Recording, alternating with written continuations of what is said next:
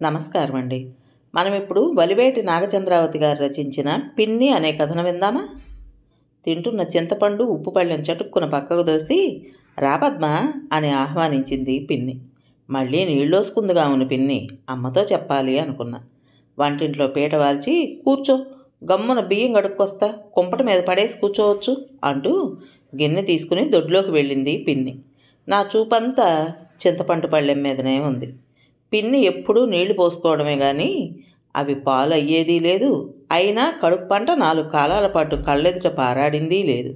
అందుకే అమ్మ అంటూ ఉంటుంది, పెళ్ళైతే పెద్దాళ్ళు అన్యాయం చేసి రెండో పెళ్లి వాడికి ఇచ్చారన్నావు, మరి దీనికేం చెప్తావు? పిచ్చిదానా, రాతే రాత.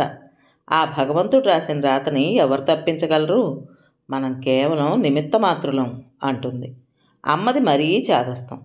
మానవులదైతేనేం భగవంతుడిదైతేనేమి మొత్తానికి అమాయకురాలైన పిన్నికి అంతా అన్యాయమే జరుగుతోంది. బియ్యం గిన్నెతో లోపలికొస్తూ ఏమిటి ఆలోచిస్తున్నావు అంది పిన్ని. అబ్బే ఏం లేదు అన్నాను. బియ్యం గిన్నె కుంపటి మీద పడేసి అత్తెస నీళ్లు పోసి పైన పళ్ళెం బోర్లించింది. పద మల్లె మొగ్గలు కోద్దాం. చెంబులో నీళ్లు పోసి వాకిట్లోకి నడుస్తూ అంది. మాట్లాడకుండా వెనకాల నడిచాను. పిన్ని పువ్వులు కోస్తుంటే నేను మాల కడుతూ అడిగాను, వాణి దగ్గర నుంచి ఉత్తరం వచ్చి చాలానాళ్ళయింది కదా పిన్ని? మరే బొత్తిగా మానేసింది ఈ మధ్య. కొత్త స్నేహితుడు దొరికాడు కదూ, పాత వాళ్ళని మర్చిపోతున్నట్టుంది నవ్వింది. నేను నవ్వేశా. వాణి పిన్నికి సవితి కూతురు. అది నేను ఒకే క్లాస్ చదువుకుంటూ ఉండేవాళ్ళం. క్రిందటేడే పెళ్ళై అత్తవారింటికి వెళ్ళింది వాణి. అది ఉన్నప్పటి స్నేహమే పిన్నికి నాకు. మల్లె మొగ్గలు ఎవరెవరికి ఇచ్చిందో, ఇంకా ఎవరెవరికి ఇవ్వాలో చెప్తుంది పిన్ని. అన్నిటికీ ఊకొడుతున్నా. పచ్చగా ఉంటుంది పిన్ని. బారెడు జడ, నీడలు కనిపించే బొగ్గలు, అందమంతా వాటిల్లోనే ఉందనిపించే చేపల్లాంటి కళ్ళు. దేవుడికి బుద్ధి లేదనిపించింది మేస్టార్ పక్కన ఆవిడ్ని ఊహించుకుంటే. కానీ కలలో కూడా ఆ విషయం అనుకున్నట్టే తోచదు పిన్ని తరహా చూస్తే. కట్టిన మాలలో సగం నా జడలో పెట్టి మిగతాది తన తలలో తురుముకుంది. ఇక పెడతా పిన్ని అన్నాను లేస్తూ. కూచుందు, ఒక్కదాన్ని ఉండాలి, మేస్టార్ వచ్చాక వెళుదుగానిలే మళ్ళీ కూచోబెడుతూ అంది పిన్ని. పొద్దుపోతే మీ వీధి దాకా దిగబెడతాలే. భయానికి కాదు కానీ అమ్మేమైనా అందుకుంటూ అంది పిన్ని. కోప్పడుతుందనా? రేపు నేనొచ్చి చెప్తాలే, మీ అమ్మాయిని కొట్టకండి, నేనే ఉంచేశాను అని దీర్ఘం తీస్తూ నవ్వింది పిన్ని. మరే చిన్నపిల్లని గదూ పక్కపక్క నవ్వాను నేను. మాటల్లో పడి పొద్దు ఎంత పోయింది తెలియనే లేదు మాకు. కిర్రుమంటూ గేటు తోసుకొస్తున్న మాస్టార్ని చూసే వరకు. అరుగో మాస్టార్ వస్తున్నారు, నే పోతున్నా పిన్ని. లేచి నిలబడ్డాను. లోపలికి వస్తూ అన్నారు మాస్టారు. ఎవరు? పద్మేనా? నీ స్నేహితురాలు ఉత్తరం రాసిందోయ్. ఏం రాసిందండి? పిన్నితో బొట్టు పెట్టించుకుంటూ అడిగా. కులాసాగానే ఉన్నారట, మిమ్మల్ని ఇద్దరినీ చూడాలని ఉందట, సంక్రాంతికి వచ్చి తీసుకెళ్ళమని రాసింది. నా సంగతేమీ రాయలేదా? రాయదులేండి, దానికి నేను జ్ఞాపకం ఉంటే కదూ నవ్వుతూనే అన్నా. లోపలేదో బాధగానే ఉంది. మరే నీకు మహాది జ్ఞాపకం ఉంది. నీ అంతటి నువ్వు ఒక్క ఉత్తరం ముక్క రాసావా దానికి? చెబుదు. అది వెళ్ళాక నువ్వు మీ పిన్ని లోకంలోనే పడిపోయావు కానీ కూతుర్ని వెనకేసుకొస్తూ అన్నారు మాస్టారు. మీరు భలేవారండి బయటకు వచ్చేస్తూ అన్నా. రేపు మీ చెల్లెల్ని పంపు పద్మ, పొట్లకాయలు ఇస్తాను అంటున్న పిన్నికి ఆ అంటూ సమాధానం చెబుతూ అడుగులు తొందరగా వేశాను. మేస్టార్ అన్నమాట నిజమే. వాణి అత్తారింటికి వెళ్ళేదాకా పిన్నికి నాకు మధ్య వట్టి పరిచయంలాగే ఉండేది. వాణితో పాటు నేను పిన్ని అని ఆవిడ్ని పిలిచేదాన్ని అంతే. వాణి అత్తవారింటికి వెళ్ళాక ఏమీ తోచక అల్లాడే నన్ను అదే స్థితిలో ఉన్న పిన్ని పూర్తిగా ఆకర్షించింది. ప్రతిరోజు సాయంత్రం కాసేపు పిన్నితో కబుర్లు చెప్పుకుందే తోచదు నాకు.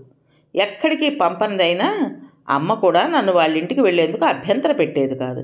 అలా అని రోజూ పంపేది కాదు. నేను వెళ్ళని నాడు రెక్కలు కట్టుకువాలేది పిన్ని. వాణి దగ్గర కంటే పిన్ని దగ్గరే ఎక్కువ చనువైంది నాకు. వాణి తత్వం కాస్త హడావుడి, అది నా స్వభావానికి విరుద్ధం. పిన్ని మంచి నెమ్మది మనిషి, అందుకే ఆవిడంటే చనువుతో పాటు గౌరవం కూడా ఉండేది నాకు. ఇంత ఆలస్యమైందే? నేను వస్తూనే అడిగింది అమ్మ. వాణి దగ్గర నుంచి ఉత్తరం వచ్చిందేమో అని మాస్టర్ వచ్చేదాకా ఉన్నా. అబద్ధానికి నిజం జోడిస్తూ అన్నాను. వచ్చిందా? పీట వాలుస్తూ అంది అమ్మ. వచ్చింది, కులాసానేనట. కంచం పెట్టుకుని పీట మీద కూర్చున్నా. అంతేనా? నీళ్ళేమన్నా? నా మొహంలోకి నవ్వుతూ చూస్తూ అంది అమ్మ నెయ్యి విదుపుతూ. దానికేమీ లేదు కానీ పిన్నే జ్ఞాపకం వచ్చిన సంగతి చెప్పేశా చిరునవ్వు మిళాయించి. సర్లే మళ్ళీ అప్పుడేనా? గప్పున మూతి ముడిచింది అమ్మ. అలాంటప్పుడే అమ్మను చూస్తే నాకు మండుతుంది. ఏడాది బిడ్డను పోగొట్టుకుని ఏడాది దాటిన పిన్నికి అప్పుడేనా అంటుంది కానీ నిన్నగాక మొన్న కాపురానికి వెళ్ళిన వాణి నీళ్ళోసుకోలేదని తొందరపడుతుంది. అయినా అమ్మకి వాణి అంటేనే పక్షపాతం. అవును మరి, తల్లిపోయిన కొత్తలోనూ తండ్రి మళ్ళీ పెళ్లి చేసుకున్న సందులోనూ ఎప్పుడూ మా ఇంటి దగ్గరే ఉండేది వాణి. ఆ ఇంట్లో ఒక్కదాన్ని ఉండాలంటేనే భయమేస్తుందండి దొడ్డమ్మగారు అనే వాణి మాటలకు కన్నీటి చలమలే అయ్యేవి అమ్మ కళ్ళు. వాణి తల్లి అమ్మ మంచి స్నేహితులు. ఆవిడ్ని తలుచుకుని అప్పుడప్పుడు అమ్మ బాధపడుతూ ఉండేది. పొద్దున్నే ఎలాగో ఒకలా వంట చేసి తండ్రిని స్కూలుకు పంపి తానింత తిని మా ఇంటికి పరిగెత్తుకు వచ్చేది వాణి. ఇద్దరం కలిసే స్కూలుకు వెళ్ళేవాళ్ళం. సాయంత్రం దాకా అదో ప్రపంచం. సాయంత్రం వస్తూనే నన్ను తోడు తీసుకుని ఇంటికి వెళ్ళి వంట చేసేది. ఒక్కొక్క నాడు అమ్మ చేతే వండించేసి గిన్నెలు పట్టుకెళ్ళి వాళ్ళ ఇంటి దగ్గర పెట్టేవాళ్ళం. ఇక సెలవులు వస్తే మా ఇంట్లోనే ఉండిపోయేది వాణి. ఆ రోజు మేస్టార్నే వండుకు తినమనేది. తల్లి కోసం ఎక్కడ బెంగ పెట్టుకుంటుందో అని ఏమనేవారు కాదు ఆయన. ఇద్దరం పెద్దవాళ్ళమయ్యాం. ఈ మధ్యలో చాలా మార్పులు జరిగినాయి. మేమిద్దరం పెద్దవాళ్ళమై చదువులు కట్టిపెట్టి ఇంటి దగ్గరే ఉంటున్నాం. మిగతా పిల్లలు పెద్దవాళ్ళే, ఎవరి సంగతి వాళ్ళు చూసుకుంటున్నారు. కానీ చిన్నపిల్ల, దీని పెళ్ళి పేరంటం ఎవరు చూస్తారంటూ ఆ వయసులో పిన్నిని చేసుకుని ఇంటికి తెచ్చుకున్నారు మాస్టర్. అందరికంటే ఎక్కువగా సంతోషించింది అమ్మ. పిన్నిని చూసి అమాయకురాలేనే, వాణిని బాగానే చూసుకుంటుందిలే అని సంతృప్తి పడింది అమ్మ. నాకు మాత్రం మనసు ఎందుకో చివుక్కుమంది. వాణిని చూసేందుకైనా పిన్నికి పెళ్ళి? ఆమెకేమీ అక్కర్లేదా? పిన్నిని చూస్తే నాన్న రాసే కథల్లోని దేవకన్యలా అనిపించింది. కొత్తల్లో ఆవిడ్ని మళ్ళీ మళ్ళీ చూడాలని తహతహలాడేదాన్ని కానీ మాట్లాడాలంటే మళ్ళీ బెరుగ్గానే ఉండేది. వాణి మాత్రం కొన్నాళ్ళు కొత్త మోజులో పడి మమ్మల్ని అందరినీ మర్చేపోయింది.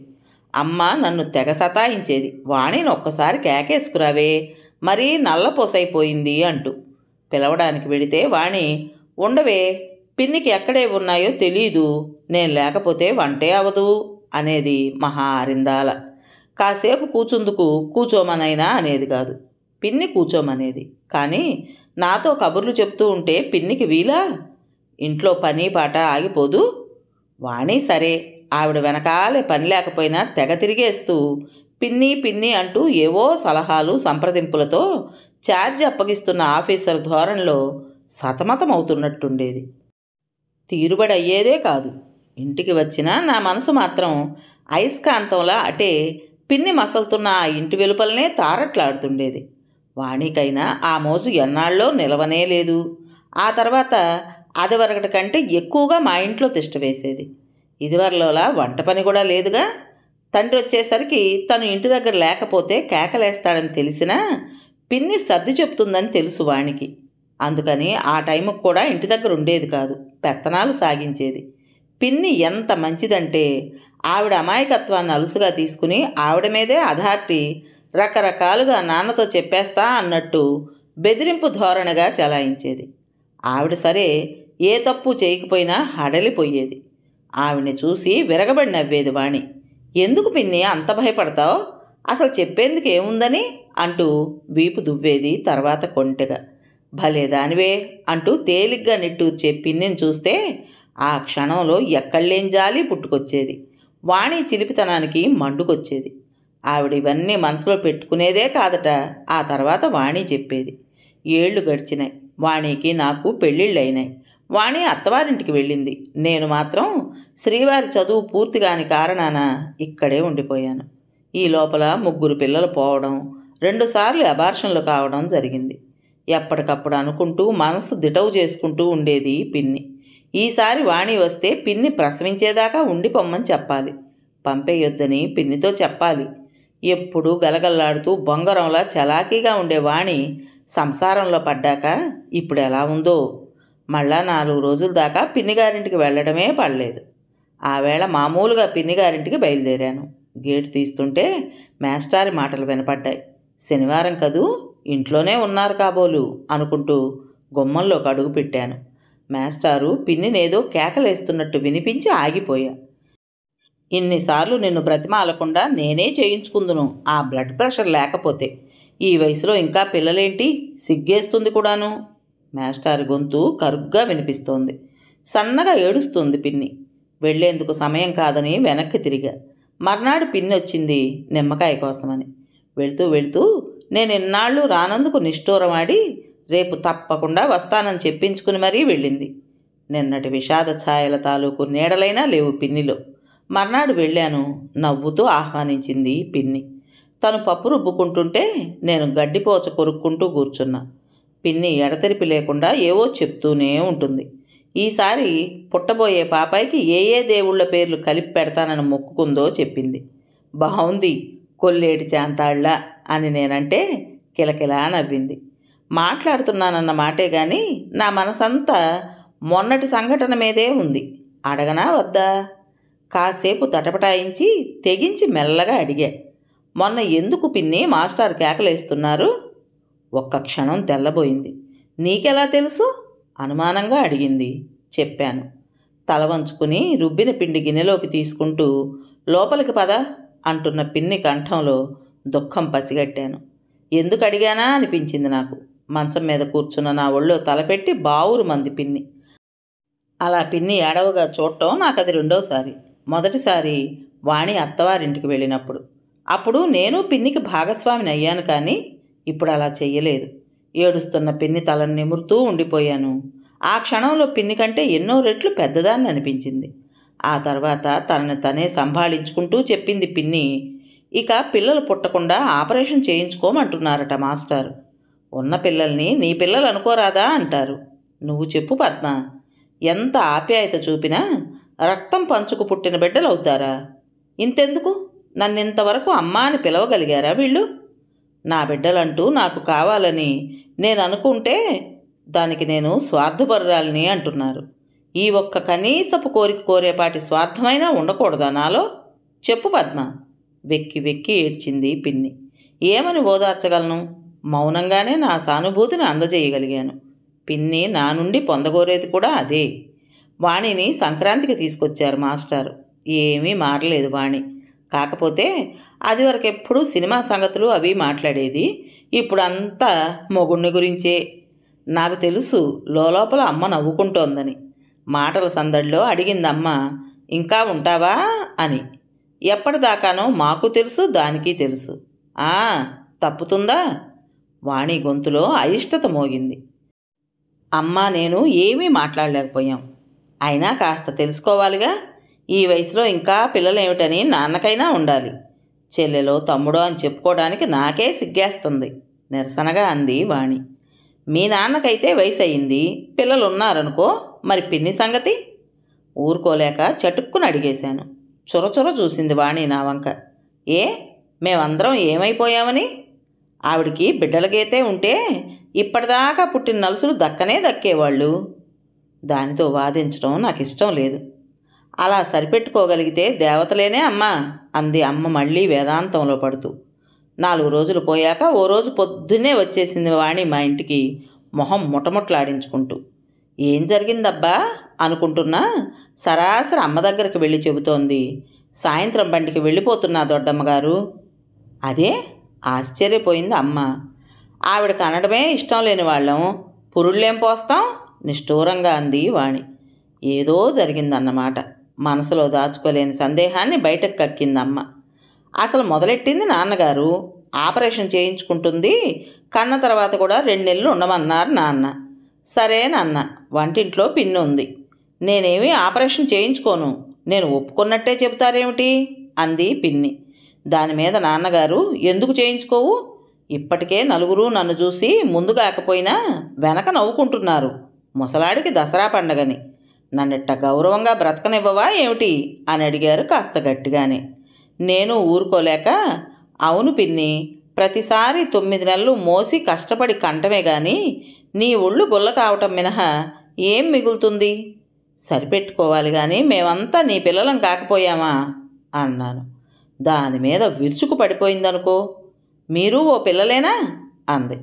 నా పిల్ల అయితే నాకు ఇలాంటి సలహా ఇచ్చేదా అంది. తనలో ఉన్న ఆ ఒక్క కోరిక కూడా నాశనం చేసేసుకుని ఈ ఇంటిల్లిపాదికి చాకిరీ చేస్తూ కూర్చోవటం నా వల్ల కాదంది. అలాంటి కోరికలున్న మేమే ఉత్త స్వార్థపరులం అంది. ఇది అన్నది అది అనలేదు అని లేకుండా అన్నీ దులిపేసింది అని కళ్ళనీళ్లు పెట్టుకుని, అంత స్వార్థపరులం పురుడేం పోస్తాం? ఆవిడంటే ప్రేమాభిమానాలు పొంగుకొచ్చే వాళ్ళ చేతే పోయించుకుంటుంది, నేనెందుకు అంది విలపిస్తూ. పిన్నికి ఎవళ్ళూ లేరని దానికి తెలుసు, అందుకే అలా చెబుతోందని మాకు తెలుసు. వాణి ఆవేళే వెళ్ళిపోయింది. పాపం పిన్ని గతేమిటో అనిపించింది. ఆ భగవంతుడు ఉన్నాడు క్రీకి, అయినా ఆవిడకి అంత తొందర పనికిరాదులే అంది అమ్మ. పిన్నిలో ఎన్ని అగ్నిపర్వతాలు రగులుతున్నాయో అమ్మకి ఎందుకు తెలియదా అనిపించింది నాకు. ఆవేళ నిమ్మకాయ పిండి చేసింది అమ్మ. పుల్లగా ఉంటుంది, పిన్నికి కాస్త ఇచ్చిరావే అంటే బయలుదేరాను. నేను వెళ్ళేసరికి మాస్టర్ ఎక్కడికో ప్రయాణం అవుతున్నారు. నన్ను చూసి రారా మంచి శకునం అన్నారు. అడగకూడదన్న మాటే మర్చిపోయి ఎక్కడికండోయ్ అన్నాను నవ్వుతూ. ఏముంది, వచ్చిన వాళ్ళని తిట్టి వెళ్ళగొట్టంగా ఇంకా రాని వాళ్ళని బ్రతిమలాడి తీసుకురావడానికి వ్యంగ్యంగా ఓ చూపు పిన్ని మీదకి విసిరేసి వెళ్ళిపోయారు మాస్టారు. పిన్ని కళ్ళల్లో నీళ్లు తిరగడం స్పష్టంగా కనిపిస్తూనే ఉంది. జరిగిన దానికి విచారిస్తుందనడానికి ఆ కన్నీళ్లే సాక్ష్యం. బియ్యం ఏరుకుంటూ మెల్లిగా చెప్పింది పిన్ని. కొడుకుని అడిగి కోడల్ని తీసుకురావడానికి వెళ్ళారట మాస్టారు. కాసేపు ఆగి మళ్ళీ చెప్పింది. ఆ వేళ అన్ని మాటలు అనాలనుకోలేదట తను. తనకు ఆ క్షణం ఏదో ఆవేశం ముంచుకొచ్చి అట్లా అనుకోకుండా వాగేశానంది. లేకపోతే చిన్నప్పటి నుంచి తను పెంచిన వాణి మీద తనకు కోపం ఏమిటి అంటోంది. వాణిని అనవసరంగా బాధ పెట్టినందుకు జలజలా కన్నీరు కార్చింది పిన్ని. వెర్రి పిన్ని. తనలో ఆ కోరిక అంత బలంగా ఉన్నందుకు తనను తానే తిట్టుకుంది. ఈసారైనా భగవంతుడు చల్లగా చూసి ఈ పాపనైనా తనకు దక్కిస్తే వచ్చేసారి తప్పకుండా ఆపరేషన్ చేయించుకుంటాను అని చెప్పింది పిన్ని. పిన్ని మీద జాలేసింది నాకు. నీ కోరికలో తప్పేమీ లేదు పిన్ని, అది భగవంతుడిచ్చే వరం, నువ్వు అందుకు చేయి జాపావు అంతే, ఎవరేమనుకుంటే నీకే అంటూ ఓదార్చాను. ఎంత గొప్పగా అన్నావే తల్లి, నీ కడుపు చల్లగా అని ఉప్పొంగిపోయింది పిన్ని. మర్నాడు పిన్ని ఓ 3 ఏళ్ల అబ్బాయిని వెంటబెట్టుకుని వచ్చింది. ఈ పిల్లాడెవరండోయ్ అంది అమ్మ చాప వేస్తూ. మనవడు అంది నవ్వుతూ. పిల్లలు లేని పిన్నికి మనవడా? నాకు నవ్వు ఆగల. అంతకన్నా వీడు నా మనవడు అని కల్మషం లేకుండా ఆత్మీయత వెళ్ళబోసుకుంటున్న పిన్నిలోని దేవత నా కళ్ళల్లోకి తొంగి చూసింది క్షణం. కోడల్ని తీసుకొచ్చారన్నమాట అంది అమ్మ. పిన్ని నవ్వు ఆపేసింది. అంది ఉదాసీనంగా. ఆవిడ నీళ్లు పోసుకుందట, వేవిళ్ళు రానందట. ఇక మీరే దిక్కు అంది పిన్ని జాలిగా. మీ మాస్టారి ముందాలోచనకి నిదర్శనం. క్రితంసారి లక్ష్మి పోయినప్పుడు బెంగ పెట్టుకుని ప్రాణం మీదకి తెచ్చుకున్నానట, అందుకని అలా కాకుండా ముందే వీణ్ణి తీసుకొచ్చారు అంది నవ్వలేక నవ్వుతూ. బాగానే ఉంది దీవెన కష్టంగా అంది అమ్మ. కాసేపు కూర్చుని వెళ్ళిపోయింది పిన్ని. మాస్టారి ప్రవర్తనకి చాలాసేపు బాధపడ్డాం అమ్మ నేను. చెప్పొద్దు, ఆ తర్వాత పిన్నితో నా సాంగత్యం మరీ ఎక్కువైంది. అన్నీ మనసు విప్పి చెప్పేది పిన్ని నాతో. ముఖ్యంగా పుట్టబోయే పాపపైన ఆశలన్నీ నింపుకున్నట్లు మాట్లాడేది. పాపం ఈసారి పాపకు నా పాలు ఇవ్వను పద్మ, ఏ గేదె పాలో పట్టేస్తాను, కాస్త బలహీనంగా ఉంటే ఉందిలే అనేది. పాపని నా చేతుల్లో పెంచాలని లేదు, నా చేతులు అంత మంచివి కావేమో, ఎవరికైనా 10 రూపాయలు ఇస్తే ఇంట్లో ఉండి చూడరంటావా అంటూ ఉండేది. రకరకాల గౌను గుడ్డలు చొక్కా గుడ్డలు కొని అస్తారుబతంగా దాచింది. స్వెటరు మేజోళ్ళు అల్లుతూ కూర్చునేది. ఆవిడ ఆరాటం చూస్తే నాకెందుకో భయం వేసింది. కొన్ని రోజులు మామూలుగానే గడిచాయి. ఒకరోజు రాత్రి మాస్టర్ వచ్చి హడావిడిగా అమ్మని తీసుకెళ్లారు. పిన్నికి నొప్పులు వస్తున్నాయట. ఎదురు చూసిన ముహూర్తం దగ్గర పడుతుంది. నాకింక మిగతా రాత్రి నిద్ర పట్టలేదు. తెల్లారగట్ట మాస్టర్ వచ్చి చెప్పారు, ఆసుపత్రిలో చేర్పించారు, కడుపులోనే చనిపోయిందట బిడ్డ, ఆపరేషన్ చేసి తీసేశారు, నిర్లిప్తంగా చెప్పారు. మన చేతిలో ఏం లేదు, ఆ భగవంతుడికే దాని కోరిక తీర్చడం ఇష్టం లేదు అంటున్న మాస్టారి కంఠం వణికింది. మాస్టార్ని చూసి జాలేసిన పిన్నిని తలుచుకుంటే గుండె గుబేలు మంది. ఈ అఘాతానికి ఎలా తట్టుకుంటుందో. కాస్త కాఫీ చేసి ఆసుపత్రికి తీసుకెళ్ళమని చెప్పి వెళ్ళిపోయారు మాస్టారు. కాఫీ కాస్తున్నానన్న మాటే గాని మనసంతా పిన్ని తలపుతో భారమైపోయింది. ఆవిడ పాపాయి మీద పెట్టుకున్న ఆశలు, అనుకుని మురిసిన మాటలు తలుచుకున్న కొద్దీ దుఃఖం పొంగుకొచ్చింది. ఇంకా ఆసుపత్రికి బయలుదేరానో లేదో వచ్చి పడ్డది అమ్మ. పెద్ద విపత్తేదో వచ్చినట్టు చలించిపోతున్న అమ్మను చూస్తుంటే మాస్టర్ చెప్పిన సంగతికే ఇంత బాధపడుతుందన్న నమ్మకం నాకు కలగలేదు. కీడును శంకిస్తున్న మనస్సుతో ఏమైందమ్మా అని అడిగాను. అయిపోయిందమ్మా, అయిపోయింది. పిన్ని చచ్చిపోయింది బావురుమందమ్మ. స్తంభించిపోయాను నేను. ఏదో ఆపద అనుకున్నాను కానీ ఇంత దారుణం జరుగుతుంది అనుకోలేదు. కన్నీళ్లు కాలువలు కట్టినాయి. కాసేపు ఇద్దరం మాట్లాడలేకపోయాం. అమ్మే వెక్కుల మధ్య చెప్పింది. ఆపరేషన్ చేసి బిడ్డను తీసేసేటప్పుడే తప్పనిసరిగా ఇక బిడ్డలు పుట్టకుండా ఆపరేషన్ చేయాల్సి వచ్చిందంట. లేకపోతే పెద్ద ప్రాణానికే ముప్పంట. స్పృహ వచ్చిన పిన్నికి ఈ విషయం తెలిసిందట. పిన్ని మాస్టార్ని చూస్తూనే ఆవేశంతోనూ ఆవేదనతోనూ మెలికలు తిరిగిపోయిందట. ఆ క్షణంలో ఆమెనెవరూ పట్టుకోలేకపోయారట. ఎంతసేపు మాస్టార్ని చూసి మీరే మీరే ఇలా చేయించారు, నాకు తెలుసు, నాకు తెలుసు అంటూ ఊగిపోయిందట. తను కానీ డాక్టర్ కానీ అసలు సంగతి ఎంత చెప్పినా వినిపించుకోలేదట. కాసేపట్లోనే పిన్ని ఈ లోకం నుంచే వెళ్ళిపోయిందట. వెక్కి వెక్కి ఏడ్చింది అమ్మ. ఆ సంగతి తెలియకపోయినా, మాస్టర్ మీద ఆ అనుమానం అంత బలీయంగా కలగకపోయినా పిన్ని బ్రతికేదే అంటుంది అమ్మ. కానీ ఎలా నమ్ముతుంది పిన్ని? ఆది నుంచి ఆమె మాతృత్వాన్ని అర్థం చేసుకోని ఇంట్లో, తన కడుపు పంట కోసం తాను పడే తపనకి విలువ కట్టలేని ప్రపంచంలో, తమ స్వార్థాలతో తన మనస్సు కలుషితం చేసి వదిలిపెట్టిన మనుషుల మధ్య తనకు అన్యాయం జరగలేదన్న నమ్మకం ఏమిటి? అందుకే ఈ నమ్మరాని మనుషుల మధ్య నుంచి శాశ్వతంగా వెళ్ళిపోయింది పిన్ని. మాస్టార్ని చూస్తుంటే జాలేస్తున్నా ఒక్కొక్కప్పుడు చేతులారా పిన్నిని చంపిన హంతకుడు అనిపిస్తుంది నాకు. కథ పేరు పిన్ని. రచించిన వారు వలివేటి నాగచంద్రావతి గారు. విన్నారు కదండి. మరి ఈ కథ మీకు నచ్చిందా? నచ్చినట్టయితే లైక్ చేసి మరో నలుగురికి షేర్ చేయండి. అలాగే ఇంత మంచి కథను మనకు అందించిన రైటర్ గారికి మనందరి తరపున మనస్ఫూర్తిగా ధన్యవాదాలు తెలియజేసుకుంటూ, కొత్త వాళ్ళు కనుక మన ఛానల్ని చూస్తున్నట్లయితే తప్పకుండా సబ్స్క్రైబ్ చేసుకోండి. రేపు మరో మంచి కథతో మీ ముందుకు వస్తాను. అప్పటి వరకు ఉంటానండి.